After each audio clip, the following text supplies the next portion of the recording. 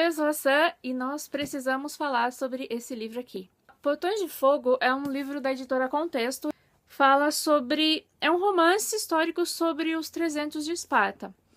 Antes de eu começar a falar sobre a história do livro, eu tive que pesquisar, porque eu não me lembro muito bem das minhas aulas de história. Então eu fui ver em que momento aconteceu essa batalha. E eu fui descobrir, porque descobri, não é relembrar, porque eu realmente não me lembrava, que aconteceu mais ou menos no ano 480 a.C. Foi uma batalha que aconteceu no desfiladeiro das Termópilas, que em grego quer dizer portões quentes, por isso portões de fogo. E essa batalha foi entre os gregos e os persas. Por quê? Porque o rei Xerxes, o imperador Xerxes, né, queria conquistar a Grécia já porque era uma vingança antiga ali da família que ele queria dar o troco na Grécia. E a Grécia queria continuar sendo um país livre. Então, os espartanos resolveram enfrentar o exército de Xerxes ali nas Termópilas, que era um desfiladeiro, uma faixa bem estreita de terra. Do lado tinha o mar, o oceano, não sei, e do outro era um paredão do desfiladeiro. Então eles tinham uma pequena entrada.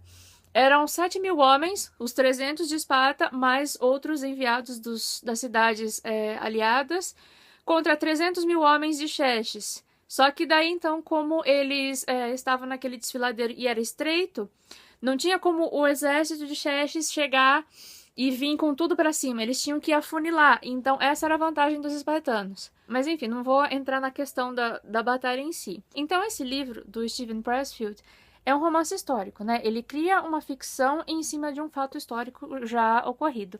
E ele vai falar sobre Cheones, que é um grego.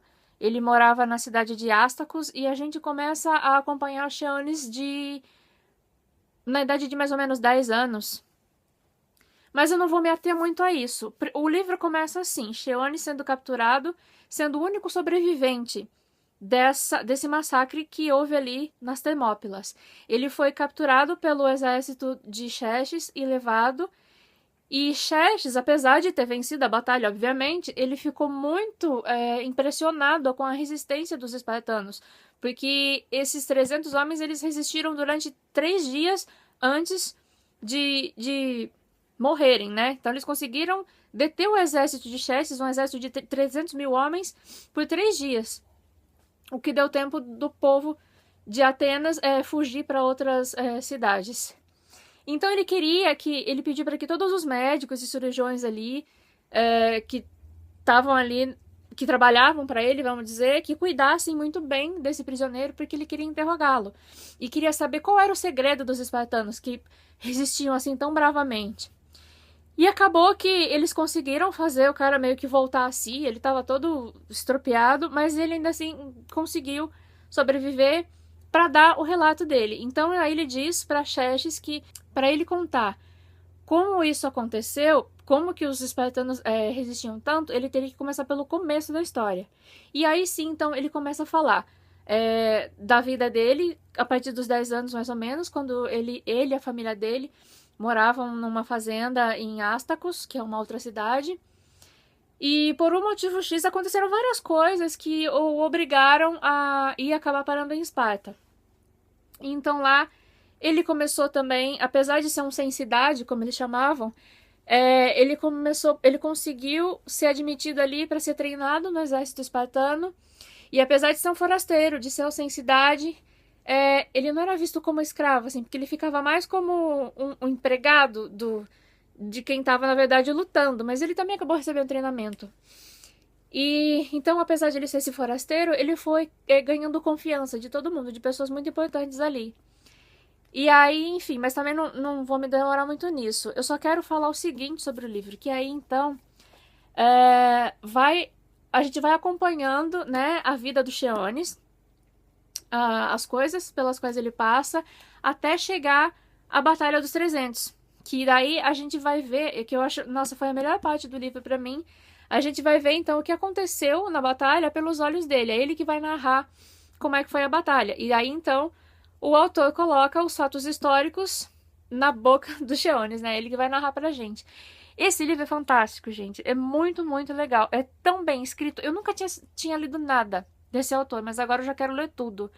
Eu não conseguia parar de ler. Eu ficava acordada até 2, 3 horas da manhã, porque eu não conseguia largar o livro. E é tão bem escrito.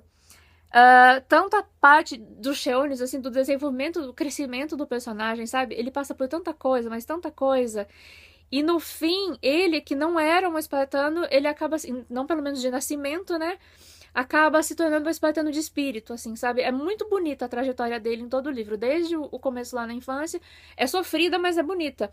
E o homem que ele se tornou depois disso, que eu acho que a guerra aconteceu quando ele estava com 24 anos aí. E a gente vê a mudança, assim, muito clara que aconteceu com ele, e a maneira de pensar dele também mudou bastante. E ele resolveu dar a vida por uma cidade, uma pátria que não era dele.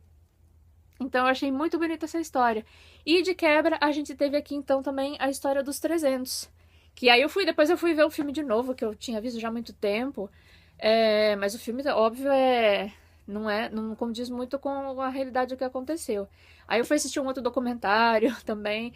Eu fiquei bem curiosa depois sobre o assunto e fui ler e assistir mais a respeito. Eu marquei, né, algumas passagens. Primeiro tem uma parte bem legal, assim, antes de começar a batalha, que é quando o Xerxes manda um batedor e ele fala pro Leônidas, assim, que ele não queria nem a vida deles, ele só queria que entregasse as armas e que se deixassem ser governados, né, por Xerxes. E então tem um trecho legal aqui que descreve isso. Antes que o mensageiro tivesse tempo de falar, Leônidas interrompeu. A resposta é não, gritou do alto do muro. Não ouviu a proposta. Foda-se a proposta, gritou Leônidas com um sorriso largo, e o senhor também. O egípcio riu, o sorriso cintilando mais que nunca. Puxou as rédeas de seu cavalo assustado. Xerxes não quer suas vidas, senhor, riu o mensageiro. Só suas armas. Leônidas riu. Diga-lhe para vir pegá-las. Foi aí então que ficou claro que ele não ia realmente se render e que eles iam lutar. Depois disso, já no terceiro dia, porque essa batalha, como eu acho que eu falei, durou 3 dias. No terceiro dia, já Leônidas, sabendo que eles não iam ter como sair dali vivos, ainda havia aliados com ele ali. Então ele pediu para que esses aliados voltassem para casa, né, que fossem embora e que só ficassem com ele os 300. E ainda assim, uns ou outros ficaram. Mas aí ele reuniu os seus 300 e os outros poucos que ficaram e ele fez a última assembleia. E aí o discurso dele é muito bonito. Ele diz assim: nossos irmãos aliados estão a caminho de casa. Temos que cobrir sua retirada. Do contrário, a cavalaria inimiga atravessará desimpedida os portões e alcançará nossos camaradas antes de eles terem avançado 10 de quilômetros. Se conseguimos resistir por algumas horas, nossos irmãos serão salvos. Daqui a milhares de anos, quem sabe até 2, 3 mil anos, homens de centenas de gerações ainda não nascidas farão, por razões pessoais, jornadas à nossa terra. Eles virão, estudiosos, talvez, ou viajantes de terras além-mar, incitados pela curiosidade sobre o passado ou pelo desejo de estudar os antigos. Esquadrinharão nossa planície e remexerão nas pedras e pedregulhos de nossa nação. O que aprenderão sobre nós? Suas pás não desenterrarão nenhum palácio ou templo suntuoso. Suas picaretas não revelarão nenhuma arquitetura ou arte eterna. O que permanecerá dos espartanos? Nenhum monumento de mármore ou bronze, apenas isto, o que fazemos aqui hoje. Ele acaba o discurso, aí continua a narrativa. As trombetas do inimigo ressoaram de além estreito. Via-se agora nitidamente a vanguarda dos persas, as bigas e o séquito do seu rei.